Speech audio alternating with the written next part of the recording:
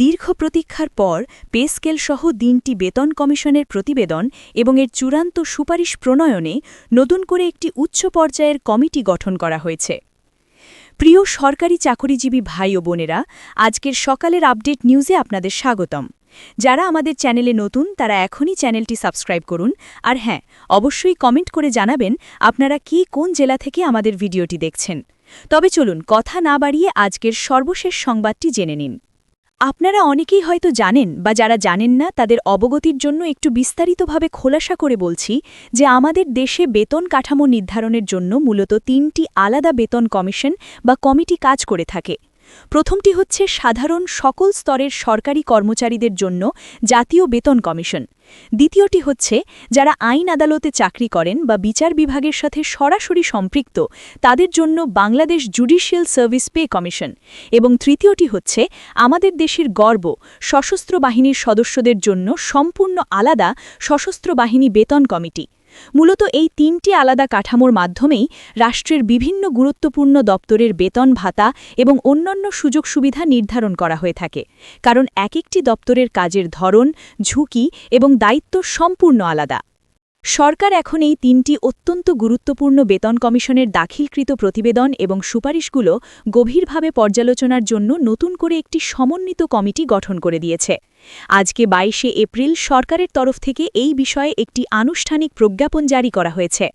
মন্ত্রিপরিষদ বিভাগ থেকে জারি করা এই প্রজ্ঞাপনে জাতীয় বেতন commission, judicial service pay commission এবং সশস্ত্র বাহিনী বেতন কমিশন সংক্রান্ত সুপারিশ প্রণয়নের জন্য ১০ সদস্যের একটি অত্যন্ত শক্তিশালী সচিব কমিটি গঠন করা হয়েছে। এই কমিটির আহ্বায়ক হিসাবে দায়িত্ব পালন করবেন মন্ত্রিপরিষদ সচিব। মূলত সরকারের সর্বোচ্চ পর্যায়ের এবং সবচেয়ে দক্ষ সচিবদের নিয়েই এই কমিটি গঠন করা হয়েছে, যাতে করে বেতন কাঠামোর মতো একটি স্পর্শকাতর বিষয়ে কোনো ধরনের ভুল বা ত্রুটি না থাকে। এখন প্রশ্ন হচ্ছে, এই নতুন কমিটির আসলে কাজ কি হবে? আপনারা ইতিমধ্যে বিভিন্ন গণমাধ্যম এবং আমাদের চ্যানেলের মাধ্যমে জেনেছেন যে জাতীয় বেতন কমিশন ২০২৫ ইতিমধ্যে তাদের একটি খসড়া প্রতিবেদন সরকারের কাছে জমা দিয়েছিল। যদিও আমরা ২০২৬ সালে দাঁড়িয়ে আছি, কিন্তু প্রতিবেদনটি মূলত ২০২৫ সালের নামেই অভিহিত হবে। সেই আলোচিত প্রতিবেদনে সর্বোচ্চ মূল বেতন বা বেসিক ১,৬০,০০০ টাকা এবং সর্বনিম্ন বেসিক ২০,০০০ টাকা করার একটি বিশাল প্রস্তাব রাখা হয়েছিল। এই নতুন সচিব কমিটির এখন সবচেয়ে বড় এবং প্রধান কাজ হবে ওই প্রস্তাবিত প্রতিবেদনটি চুলচেরা বিশ্লেষণ করা। তারা অত্যন্ত গভীরভাবে যাচাই বাছাই করে দেখবেন যে রাষ্ট্রের বর্তমান অর্থনৈতিক সক্ষমতায় এত বড় অঙ্কের বেতন বৃদ্ধি আসলে বাস্তবায়নযোগ্য কিনা। আমি এর আগেও আমার বিভিন্ন ভিডিওতে আপনাদের সামনে স্পষ্টভাবে বলেছি যে আগের কমিটির দেওয়া ওই বিশাল প্রস্তাবটি বর্তমান সরকার হুবহু বাস্তবায়ন করবে না। বর্তমান সময়ের বিশ্বব্যাপী অর্থনৈতিক মন্দা এবং দেশের সার্বিক অর্থনৈতিক কাঠামোর কথা বিবেচনা করলে ওই প্রস্তাবটি আসলে অতিরিক্ত বৃদ্ধি বলেই বর্তমান সরকারের কাছে মনে হচ্ছে। দীর্ঘ ১১ বছর ধরে বা পরপর ২টা পে স্কেল না হওয়ার কারণে জমে থাকা ক্ষোভ এবং মূল্যস্ফীতির উপর ভিত্তি করেই মূলত আগের কমিশন ওই বড় প্রস্তাবটি দিয়েছিল। কিন্তু বাস্তবতা হল সরকার তাদের নিজস্ব হিসাব নিকাশ এবং কোষাগারের অবস্থা বুঝেই সিদ্ধান্ত নেবে। আর ঠিক সেই কারণেই আগের প্রতিবেদনটিকে যাচাই বাছাই করে একটি বাস্তবসম্মত জায়গায় বা বলা যায় কাটছাঁট করে নামিয়ে আনার জন্যই মূলত এই নতুন ১০ সদস্যের কমিটি গঠন করা হয়েছে। আমি বারবার বলেছি যে অন্তর্বর্তীকালীন সরকার যদি তাদের সময়ে পে স্কেল ঘোষণা করে দিয়ে যেতে না পারে, তাহলে নতুন সরকার এসে নিজেদের মতো করে আবার নতুন কমিটি করবে এবং প্রস্তাব কাটছাঁট করবে। এখন ঠিক সেটাই বাস্তবে ঘটতে যাচ্ছে। আজকে ২১শে এপ্রিল বা ২২শে এপ্রিল যে প্রজ্ঞাপনটি জারি হয়েছে, সেখানে এই কমিটির সদস্যদের নাম এবং তাদের মন্ত্রণালয়ের কথা স্পষ্টভাবে উল্লেখ করা হয়েছে।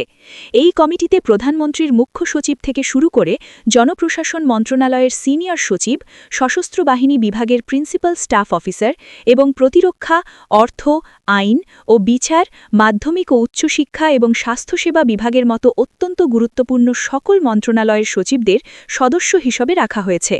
অর্থাৎ রাষ্ট্রের নীতি নির্ধারণী পর্যায়ের সকল শীর্ষ ব্যক্তিরাই এই কমিটিতে আছেন এবং প্রজ্ঞাপন জারির সাথে সাথেই তারা তাদের কাজ শুরু করে দিয়েছেন। এই কমিটির কার্যপরিধি সম্পর্কে প্রজ্ঞাপনে অত্যন্ত পরিষ্কারভাবে বলা হয়েছে যে তারা দাখিলকৃত প্রতিবেদনসমূহের বেতন সম্পর্কিত যাবতীয় বিষয় পরীক্ষা নিরীক্ষা করে পরবর্তী কার্যক্রম সংক্রান্ত একটি যৌক্তিক সুপারিশ প্রণয়ন করবে। তবে প্রজ্ঞাপনের সবচেয়ে আলোচিত এবং কিছুটা রহস্যময় বাক্যটি হল কমিটি যথাসময়ে সরকারের নিকট প্রতিবেদন দাখিল করবে। সাধারণ চাকুরিজীবীদের মনে এখন সবচেয়ে বড় প্রশ্ন হল এই যথাসময় শব্দটির আসল অর্থ কী এবং এই সময়টা আসলে কবে আসবে। কারণ মাননীয় প্রধানমন্ত্রীও বলেছেন যথাসময় পে স্কেল দেবেন, আবার মাননীয় অর্থমন্ত্রীও বিভিন্ন সময় বলেছেন যথাসময় পে স্কেল দেবেন। এখন আবার কমিটিকেও বলা হয়েছে যথাসময় প্রতিবেদন দাখিল করার জন্য। সরকারি চাকরিজীবীরা আসলে কোনো নির্দিষ্ট তারিখ বা মাসের কথা জানতে চান। এই ধরনের অস্পষ্ট শব্দ তাদের মনে হতাশা বাড়ায়। প্রজ্ঞাপনে আরও বলা হয়েছে যে এই কমিটির সভা প্রয়োজন অনুসারে অনুষ্ঠিত হবে, অর্থাৎ তারা চাইলে যে কোনো সময় বসতে পারেন।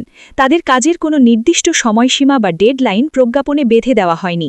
তবে আশার কথা হল পে স্কেলের জন্য যাবতীয় দাপ্তরিক কার্যক্রম সরকার অন্তত আনুষ্ঠানিকভাবে শুরু করে দিয়েছে। সামনেই আমাদের জাতীয় সংসদের অত্যন্ত গুরুত্বপূর্ণ বাজেট অধিবেশন আসতে যাচ্ছে। যদিও বর্তমানে সংসদ চলছে, কিন্তু সেখানে আগামী বাজেট নিয়ে এখনও সেইভাবে কোনো বড় বা বিস্তারিত আলাপ আলোচনা শুরু হয়নি। তবে আমরা খুব জোরালোভাবে আশা করছি যে ঈদুল আজহার পরপরই মূলত এই বাজেট অধিবেশনের মূল এবং সবচেয়ে গুরুত্বপূর্ণ কার্যক্রম শুরু হবে। আর ঠিক সেখানেই পে স্কেল সহ আগামী অর্থবছরের যাবতীয় ব্যয়ের হিসাব নিকাশ চূড়ান্ত হবে। এই বাজেট থেকেই আমরা স্পষ্ট ধারণা পাব যে পে স্কেল কীভাবে বাস্তবায়ন হবে, কয়টি ধাপে বাস্তবায়ন হবে এবং বর্তমান সরকার কি আগামী জুলাই মাস থেকেই এর প্রথম ধাপ অর্থাৎ শুধু বেসিক অংশটুকু বাস্তবায়ন করতে চলেছে কিনা। সবকিছু মিলিয়ে আগামী বাজেটে পে স্কেলের ভবিষ্যৎ কী হবে তার প্রায় পুরোটাই নির্ভর করছে এই সদ্য গঠিত নতুন কমিটির ওপর। এই কমিটি সরকারের কাছে কী ধরনের সুপারিশ করে তার ভিত্তিতেই অর্থ মন্ত্রণালয় বাজেটে অর্থ বরাদ্দ রাখবে। আমরা সাধারণ চাকুরিজীবীদের পক্ষ থেকে বিনীতভাবে আশা করব যে এই কমিটি অত্যন্ত দ্রুততার সাথে তাদের কাজ শেষ করবে। এই চলতি মাস বা আগামী মাসের অর্থাৎ কোরবানির ঈদের আগেই যেন তারা তাদের চূড়ান্ত রিপোর্ট সরকারের টেবিলে জমা দিতে পারেন, যাতে করে আগামী বাজেটে পে স্কেলের একটি সুস্পষ্ট এবং চূড়ান্ত ঘোষণা আসতে পারে। দেশের লক্ষ লক্ষ সরকারি চাকুরিজীবী এবং তাদের পরিবারের সদস্যরা এখন সেই ঘোষণার দিকেই তাকিয়ে আছেন। ভিডিওটি খুবই জরুরি, তাই দয়া করে সবার সাথে ভিডিওটি শেয়ার করতে ভুলবেন না। আর নতুন ভিডিও আপডেট পেতে এখনই চ্যানেলটি সাবস্ক্রাইব করুন।